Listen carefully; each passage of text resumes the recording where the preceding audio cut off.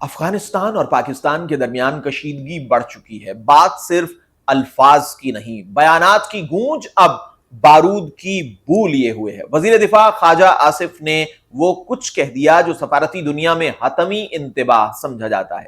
پاکستان کو اپنی پوری طاقت استعمال کرنے کی ضرورت نہیں، اگر ہم چاہیں تو طالبان حکومت کو ختم کر سکتے ہیں۔ یہ الفاظ صرف ایک سیاسی غصے کا اظہار نہیں تھے، بلکہ ایک ایسا اشارہ تھے جس نے کابل میں خطرے کی گھنٹیاں بجا دیں۔ افغان طالبان کے سیاسی دفتر کے سربراہ سہیل شاہین نے تحمل سے جواب دیا کہ یہ مذاکرات ناکام نہیں ہوئے، ایک اور دور ہونا چاہیے۔ ناظرین، آپ دیکھ رہے ہیں پی کے پلس، میں ہوں حیدر مرتضیٰ۔ ناظرین، حقیقت یہ ہے کہ سرحد کے دونوں جانب اعتماد کی عمارت بنیاد سے ہل چکی ہے۔ پاکستان کہتا ہے کہ افغان سرزمین ٹی ٹی پی کے لیے محفوظ پناہ گاہ بن چکی ہے، جبکہ طالبان صاف انکار کرتے ہیں کہ ہم اپنی خود مختاری ہر قیمت پر قائم رکھیں گے۔ ناظرین، یہ وہی خطہ ہے جہاں پاکستان نے کبھی جہاد افغانستان کے نام پر دنیا کی سب سے بڑی پراکسی وار لڑی تھی۔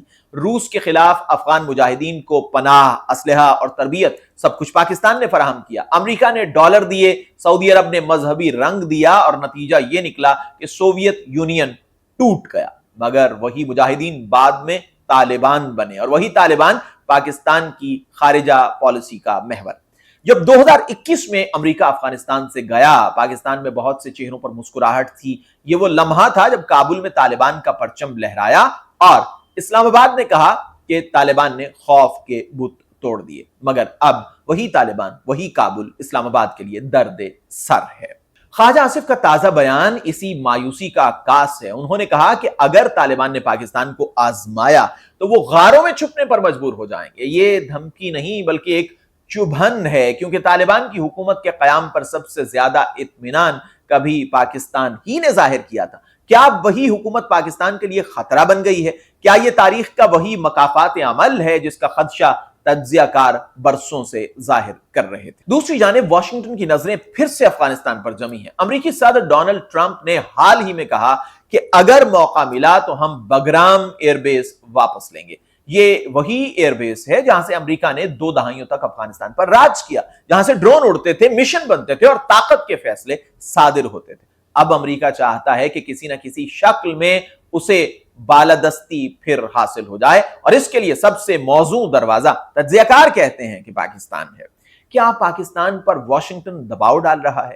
کیا امریکہ چاہتا ہے کہ اسلام آباد طالبان پر سختی کرے تاکہ راستہ بن سکے؟ یہ وہ سوال ہیں جن کے جوابات ابھی واضح نہیں ہیں، مگر اشارے بہت کچھ واضح کرتے ہیں۔ پاکستان ایک نازک توازن میں ہے۔ ایک طرف امریکہ جو مالی دباؤ اور سفارتی اثر رکھتا ہے، دوسری جانب چین جس کے ساتھ سی پیک کی شہرگ بندھی ہے۔ پاکستان کے لیے اب غیر جانبدار رہنا آسان نہیں ہے۔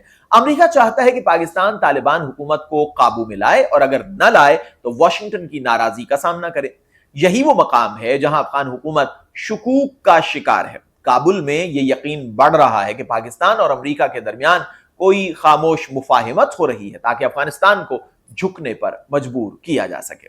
ناظرین، افغان طالبان کے اپنے اندرونی فیصلے بھی دنیا کے لیے ناپسندیدہ ہیں۔ خواتین پر تعلیم کی پابندی، لڑکیوں کے اسکول بند، خواتین کی ملازمتوں پر قدغن، یہ وہ پالیسیز ہیں جن پر عالمی سطح پر تنقید ہوتی رہی ہے۔ طالبان سمجھتے ہیں کہ وہ اپنے مذہبی اصولوں پر قائم ہیں، لیکن دنیا کہتی ہے کہ وہ ایک بار پھر افغانستان کو اندھیروں میں لے جا رہے ہیں۔ پاکستان میں بھی دہشت گردی کی لہر اسی افغان سرزمین سے جڑی ہے۔ ٹی ٹی پی کے ٹھکانے، سرحد پار حملے اور افغان بارڈر سے دراندازی، یہ سب وہ حقائق ہیں جو پاکستان کے صبر کو آزما رہے ہیں۔ اسلام آباد چاہتا ہے کہ طالبان ان دہشت گرد گروہوں کے خلاف کارروائی کرے، لیکن طالبان کی ہچکچاہٹ سب کچھ بگاڑ رہی ہے۔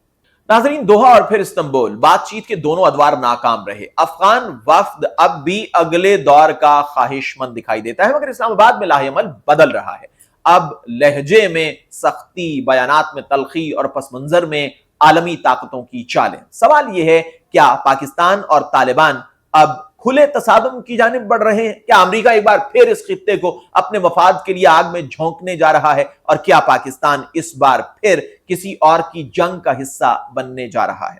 افغانستان کبھی سلطنتوں کا قبرستان کہلایا، اور پاکستان شاید طاقتوں کے کھیل کا مستقل میزبان۔ وقت آ گیا ہے کہ اسلام آباد بیانات کے شور سے نکل کر ایک واضح پالیسی طے کرے۔ طاقت نہیں، تدبر، دھمکی نہیں، سفارت، ورنہ ایک اور نسل اسی جنگ کی ناظر ہو جائے گی۔ اگلی ویڈیو میں آپ سے پھر ملاقات ہوگی، تب تک کے لیے خدا حافظ۔